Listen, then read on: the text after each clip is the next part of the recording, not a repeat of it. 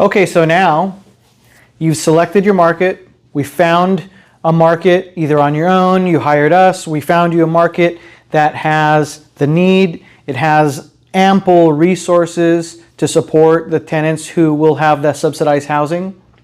And you found a deal that made sense, it penciled, this is all going to work out. Now, how do you figure out your renter pipeline? How do you keep the units filled consistently so that your asset is cash flowing?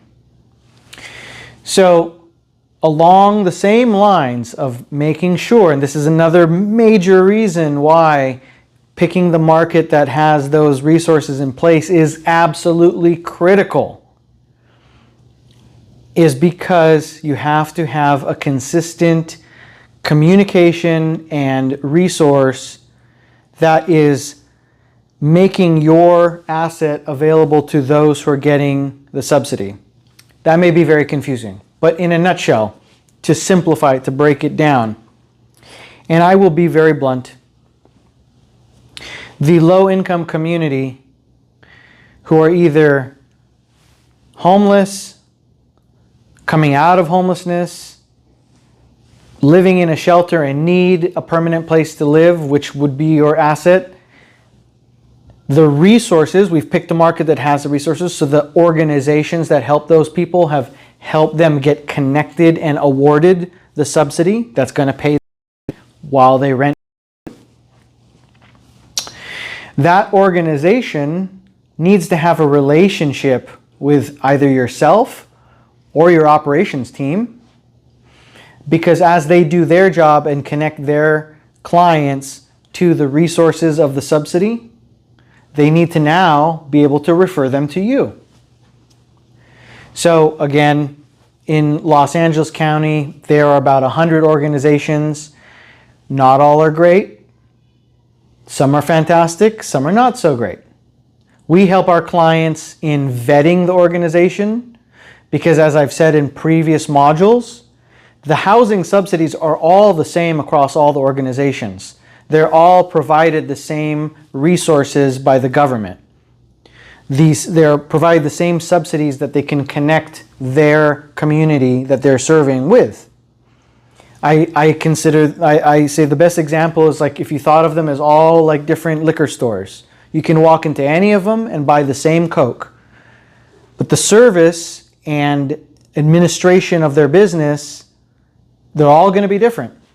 So you need to pick a partner that you mesh with, that you have proper communication with, who are going to be there when you need them, who when your tenant who they referred has an issue, they'll pick up the actually help and yourself through that. So we help our clients with a selection of that.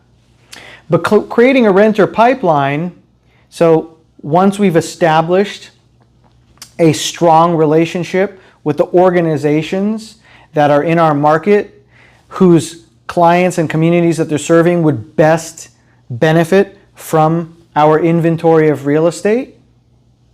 Typically what we'll do, if it's a new acquisition or a new build, as the building is coming ready to open, the magic time frame would be 30 to 60 days, maybe 45 days, where we actually begin planning with leaders in that organization and their teams who in their client base who are receiving services from them, what families or individuals that are living in their shelters or frequent their facilities for services who they've also connected to a housing subsidy would be the best fit for your property. Either geographically, it's closer to their friends, family, resources, and job, or their hospital, their medical, it's close to public transportation. Their job is to know their population that they're serving, and together we match the asset with the population that is going to be best matched to renting in that neighborhood. So it starts with a wait list.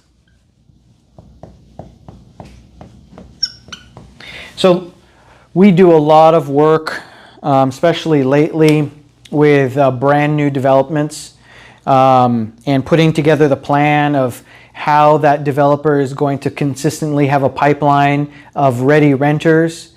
And if you're in a market like Los Angeles County where there is no shortage of need, you will have about a gazillion applications, of course, and you will have plenty of the organizations coming to your doorstep wanting to house the population that they're serving with you. But if you don't know that organization, you haven't vetted them, you don't have a strong relationship with them, that can quickly turn into a disaster if that relationship has not been established. And we see it time and time again, unfortunately, where the landlord, the owner, will get pitched by an organization that everything's in rainbows, and we all in real estate, in business, in this world, nothing is perfect. Nothing is sunshine and rainbows in the best circumstances. But particularly, I will always shoot you straight and I will never say it's perfect. When operating the subsidized housing model, you have to have all these boxes checked and all the work done and vetted. That is what we do for our clients. Getting into business with the wrong organization can kill your plan. It can absolutely go wrong by partnering with the wrong organization. And every organization is different. They all manage the programs differently. They all manage their populations differently. They manage the relationship with you, the investor, the landlord, the owner, differently. And the populations they're serving don't fit every single property, and every single property doesn't fit every single population. You have to be strategic. So in creating the pipeline, it goes back to that relationship and understanding which organization you're partnering with. Once that has been established and it works out symbiotically for everyone, your property is cash flowing. The community that needs housing is being housed. The organization that you're partnered with gets to achieve their mission and help the community that they're serving. When all three are happening at the same time, that is the only machine that consistently results positive that cash flow.